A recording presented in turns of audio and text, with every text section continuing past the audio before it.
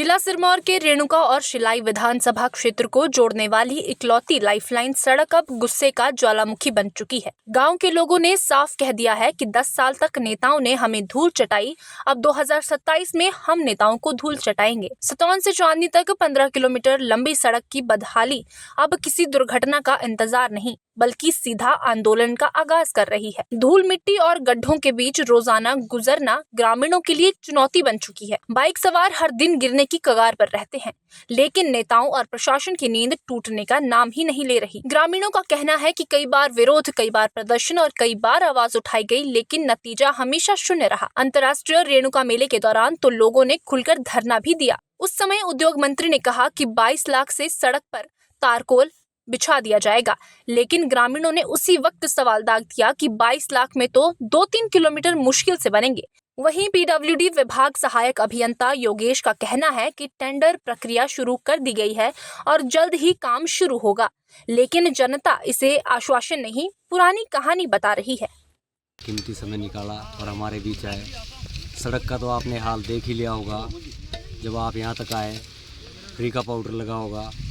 तो इस बार सड़क के लिए, जैसे कि मेले के दौरान भी हमारे लोग इकट्ठे हुए थे, तो सभी जो अधिकारीगण हैं सभी ने आश्वासन दिया है, लेकिन इस बार 2027 में जिस तरह हमें ये दोनों जो पार्टियों के नेता लोग हैं इन्होंने जैसी धूल चटाई है, इसी तरह की धूल हम 2027 में इनको चटाएंगे यदि सड़क नहीं बनती है तो। धन्यवाद।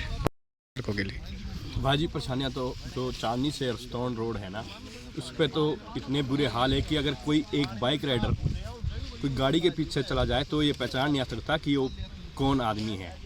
और जैसे कई बार ऐसा हो जाता है कि किसी डिलीवरी केस होते हैं, जैसे जितने को मतलब कि आदमी लेकर जाता है उसको तो इतनी दिक्कतें उठानी पड़ती है कि गड्ढे, धूल, मिट्टी, बुरे हाल हो जाते हैं। और रोड के बारे में पहले भी कहा गया है, कुछ दिन पहले रेणुका के मेले में इन्होंने माना भी है कि हम इसे पक्का करेंगे मेले के बाद। अब देखते हैं ये क्या स्टेप उठाते हैं।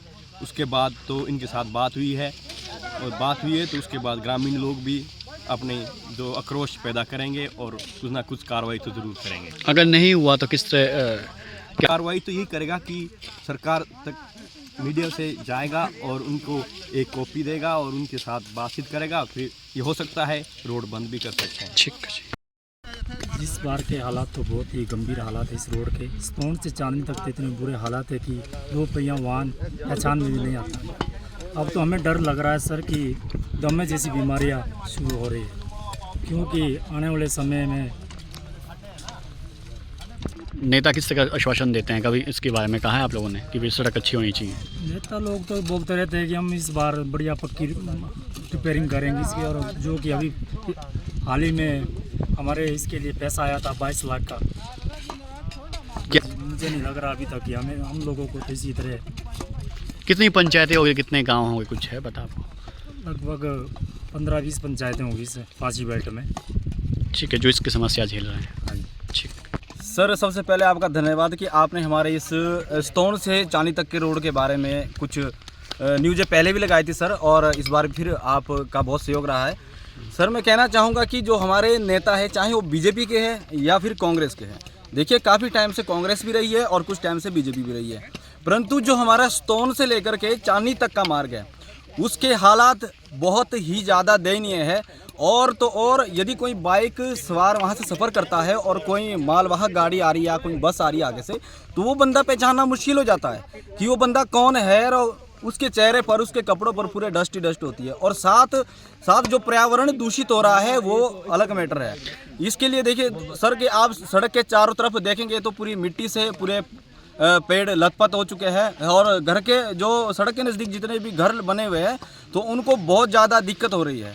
मंत्री जी ने तो लगता है सर कि हमें जैसे छोड़ दिया, जैसे कि हम कोने पे पढ़ते हैं ना, रेणुका कॉन्स्टिट्यूंसी के कोने पे पढ़ते हैं और शिलाई कॉन्स्टिट्यूंसी के, तो लगता है जैसे कोई बच्चा घर से छोड़ देते हैं कि ये आवारा है तो इससे जाने दो। तो हम मुझे लगता है कि स्टोन से ऊपर की जितनी बेल्ट है इसके कोई भी विकास का कार्य नहीं हुआ है अभी तक। मंत्री जी बने तो मंत्री होने पर हमें गर्व हुआ कि जिस वक्त सरकार बनी और मंत्री बने कि मंत्री जी हमें कुछ करके देंगे, क्या पता इस रोड की दशा को सुधारेंगे, परंतु नहीं, हमें अब कोई उम्मीद नहीं लग रही है क्योंकि अब समय भी इतना नहीं रहा कि उतने जल्दी कुछ कर पाएँ। बात रही सर कि हमने न्यूज़ पढ़ी, मंत्री जी ने नोटिफिकेशन जारी की है कि हमें 22 लाख रुपए इस रोड के लिए दे रहा हूं। अब 22 लाख रुपए में आप 1 किलोमीटर रोड बनाएंगे कि 2 किलोमीटर रोड बनाएंगे? आप किस तरह से बनाएंगे 22 लाख में?